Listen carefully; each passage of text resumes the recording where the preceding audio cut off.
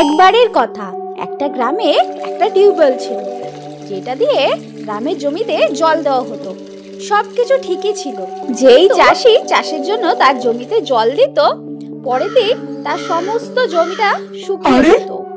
কি, আমি তো কালকেই আমার জমিতে অনেক জল দিয়েছিলাম, তাহলে হঠাৎ করে সমস্ত ফসল শুকিয়ে গেল কি করে? তারপর কৃষক কিছু বুঝতে পারে না, সে চিন্তিত হয়ে বাড়ি চলে যায়। মীরা, আমাদের সমস্ত ফসল শুকিয়ে গেছে, এখন আমাদের উপরে অনেক ধার দেনা রয়েছে। মনে হয় ধার দেনা মেটানোর জন্য আমাদের জমি বন্ধক দিতে হবে বা বিক্রি করতে হবে। তার কিছুদিন পর একদিন একটা কৃষক সেই টিউবওয়েল জল তার জমিতে ঢালে, আর পরের দিন দেখে তার জমিও শুকিয়ে গেছে। এইভাবে দেখতে দেখতে গ্রামের অনেকগুলো জমি সব নষ্ট হয়ে যায়। কেউ কিছু বুঝতে পারে না যে এত জল দেওয়া সত্ত্বেও জমি শুকিয়ে কি করে যাচ্ছে। তারপর এক রাত মীরা চিন্তার কারণে নিজের ঘরেই এদিক ওদিক পায়চারি করছিল। তখনও টিউবওয়েলের চলার আওয়াজটা শুনতে পারে। তারপর সে জানলা দিয়ে দেখে ওই একটা মহিলাকে দেখতে পায়। সে একটা সাদা শাড়ি পরা ছিল আর ওই টিউবওয়েলে চান করছিল, কিন্তু ওর মুখটা দেখতে পায় না। আরে মা গো মা, এই কেমন মহিলা যে এত রাতে এই টিউবওয়েলে চান করছে? আমাকে এক্ষুনি ওকে তাড়াতে হবে। তারপর মীরা হাতে লাঠি নিয়ে সেই টিউবওয়েলের দিকে এগোয়। এই কে রে তুই? এই টিউবওয়েল আমাদের। এত রাতে তুই এই টিউবওয়েলে স্নান করছিস? তোর এত বড় সাহস! তোর কোনো লজ্জা শরম আছে কি না? চল এক্ষুনি এই টিউবওয়েল থেকে বাইরে বেরো, নাহলে একটা লাঠি মারবো, সব মজা বেরিয়ে যাবে। মীরার ধমক দেওয়া পরেও সেই মহিলা টিউবওয়েল থেকে বাইরে বেরোয় না। আরে বাবা রে বাবা, কি অসভ্য মহিলা রে! আর এত বলা সত্ত্বেও একটু গায়ে লাগছে না। দাঁড়া, তোকে এক্ষুনি মজা দেখাচ্ছি। তারপর মীরা সে মহিলাকে লাঠি দিয়ে আঘাত করে, আর লাঠি মারতে সে মহিলা জলের ভেতরে বিলীন হয়ে যায়।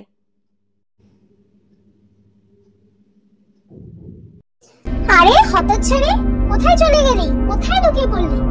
বিশ্বাস নেওয়ার জন্য তো তোকে জলের বাইরে আসতে হবে। আমিও দেখবো তুই কতক্ষণ জলের ভেতরে থাকতে পারিস। তারপর মীরা লাঠি নিয়ে ওই জলের বাইরে অপেক্ষা করতে থাকে, কিন্তু 15 মিনিট হওয়ার পরও সে জল থেকে বেরোয় না। আরে মা গো মা, এই তো এখনো বাইরে বেরোলো না। কোথায় জলে ডুবে সে মরে যায়নি তো? এখন আমি কি করি? হে ভগবান!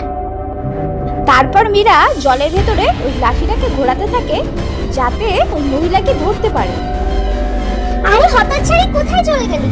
কোথায় তোর খুনের কারণে আমাকে পুলিশ ধরে না নিয়ে যায়?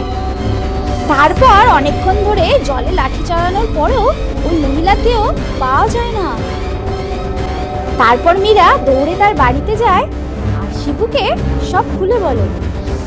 হে ভগবান, এ কি হয়ে গেল? মীরা, কোথায় তুমি মহিলাকে টানি মেরে ফেলোনি তো? চলো এক্ষুনি আমাদের জমিতে যেতে হবে। তারপর ওরা দুজন জমিতে এত রাতে যায় আর টিউবওয়েলে লাঠি দিয়ে ওই মহিলাকে খুঁজতে থাকে, কিন্তু এতক্ষণ খোঁজার পরও সেই মহিলার কোনো নামগন্ধ খুঁজে পাওয়া যায় না। হ্যাঁ গো, এক কাজ করো, তুমি এই টিউবওয়েলের ভেতরে গিয়ে ওর খোঁজ করো। তারপর শিবু সেই টিউবওয়েলের ভেতরে ঝাঁপিয়ে পড়ে আর মহিলাকে নিজের পা দিয়ে খুঁজতে থাকে। হ্যাঁ গো, এই পা দিয়ে কি খুঁজে যাচ্ছ গো? জলের ভিতরে গিয়ে কেন খোঁজ করছো না? তারপর শিবু জলের ভেতরে গিয়ে ওর খোঁজ করে। রাধা কিছুক্ষণ অবধি ওইখানেই দাঁড়িয়ে অপেক্ষা করতে থাকে, কিন্তু শিবু জলের বাইরে আসে না। হ্যাঁ গো, কিছু পেলে তুমি? কিছু শুনছো? এখন তুমি কোথায় চলে গেলে? দূর বাবা, শোনো না। মীরা অনেক ভয় পেয়ে যায়।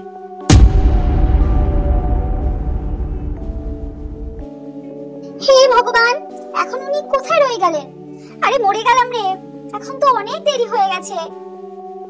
ও এতক্ষণ নিঃশ্বাস না নিয়ে কি করে থাকবে? ওগো শুনছো? কোথায় গেলে তুমি? আমি এক্ষুনি কাউকে সাহায্যের জন্য ডাকি। তারপর রাধা দৌড়ে যায় আর প্রধানের দরজা ধাক্কায়। আরে প্রধান মশাই, তাড়াতাড়ি বাইরে আসুন না, আমি অনেক বড় বিপদে পড়ে গেছি। আরে কি হয়েছে রাধা, তুমি এত ঘাবড়ে আছো কেন? কি হয়েছে? তারপর রাধা প্রধান মশাইকে সমস্ত ঘটনাটা খুলে বলে। এরকম কি করে হতে পারে? ওই টিউবওয়েলের গভীরতা তো 4 ফুটের মধ্যেই আছে, ওর মধ্যে কে করে কেউ ডুবতে পারে? চলো আমার সাথে, আমি দেখছি আসলে ব্যাপারটা কি। তারপর প্রধান কিছু গ্রামের লোকেদের নিয়ে টিউবওয়েলের দিকে হাঁটা দেয়। কিছুক্ষণের মধ্যে সবাই সেখানে পৌঁছে যায়। এই ভম্বল, টিউবওয়েলের ভেতরে গিয়ে দেখো তো গন্ডগোলটা কি। ভম্বল তখন টিউবওয়েলের ভেতরে ঢুকে পড়ে। তখনই ভম্বল টিউবওয়েলের ভেতরে ঢুকে যায়, তারপর আর বাইরে আসে না। ওই টিউবওয়েল থেকে ভয়ানক ভয়ানক আওয়াজ আসতে থাকে। আরে মরে গেলাম রে প্রধান মশাই, ভম্বল কোথায় চলে গেল? এত দেরি হয়ে গেছে, এখনো তো সে ফিরে আসলো না। আরে ভম্বল, তুমি কোথায়? ভম্বল, তুমি কি আমাকে শুনতে পাচ্ছ? আরে হতচ্ছাড়া, কোথায় মরে গেল? বাইরে কেন বেরোচ্ছে না? কালু, অনেক দেরি হয়ে গেছে, আমরা আর অপেক্ষা করতে পারছি না। তুমি তাড়াতাড়ি ভম্বলকে বাঁচাও, না হলে বিনা নিঃশ্বাসে ভম্বল মারা যাবে, হয়তো ভেতরে অজ্ঞান হয়ে গেছে। তুমি তাড়াতাড়ি টিউবওয়েলের ভেতরে যাও আর ওকে বাইরে বের করো। প্রধান মশাই, আপনি রামুকে বলে দিন না, আমার একটু ঠান্ডা ঠান্ডা লাগছে তো, আর জলটা ঠান্ডা হবে। রামু, এই মুহূর্তে টিউবওয়েলের ভেতরে যাও আর ভম্বলকে বাইরে বের করো। ঠিক আছে প্রধান মশাই, যা আপনার আদেশ। রামু ঠিক এতটা বলে তারপরে সে টিউবওয়েলের ভেতরে ঢুকে পড়ে।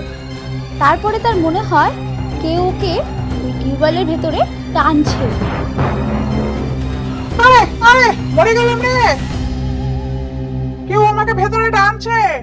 আরে প্রধান মশাই, আমাকে সাহায্য করুন, কেউ আমাকে ভেতরে টানছে।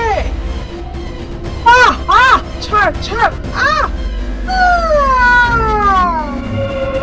তারপর দেখতেই দেখতে রামু ওই টিউবওয়েলের ভেতরে ঢুকে যায় আর নিখোঁজ হয়ে যায়। ওরা সবাই একে অপরের মুখ দেখতে থাকে। কালু, একটু দেখো তো বাবা, কি অবস্থা। কেন রে বুড়ো, আমাকে মূর্খ ভেবেছিস নাকি যে আমি মরার জন্য এই টিউবওয়েলের ভেতরে যাব? দেখতে পাচ্ছিস নাকি কিভাবে এত লোকেদের আমাদের চোখের সামনে মেরে ফেললো? এই টিউবওয়েলের ভেতরে নিশ্চয়ই কোনো ডাইনির নজর পড়েছে। এর জন্যই এর জল জমিতে দিলে জমির ফসল নষ্ট হয়ে যাচ্ছে। এখন আমি এখানে থাকবো না, এখানে নিশ্চয়ই কোনো ভূত প্রেতের ব্যাপার আছে। ওরা সবাই নিজেদের মধ্যে কথা বলতে থাকে। তখনই টিউবওয়েলের ভেতর থেকে ভয়ানক ভয়ানক আওয়াজ আসতে থাকে। আরে মরে গেলাম রে প্রধান মশাই, আপনি এই আওয়াজটা শুনলেন? এ নিশ্চয়ই ওই ডাইনির আওয়াজ, যে ওই টিউবওয়েলের মধ্যে লোকেদের টেনে নিচ্ছে। এখন আমি এইখানে এক মুহূর্ত থাকবো না। আরে পালাও রে পালাও, এই টিউবওয়েল তো মানুষদের জ্যান্ত গিলে নিচ্ছে রে। আরে পালাও।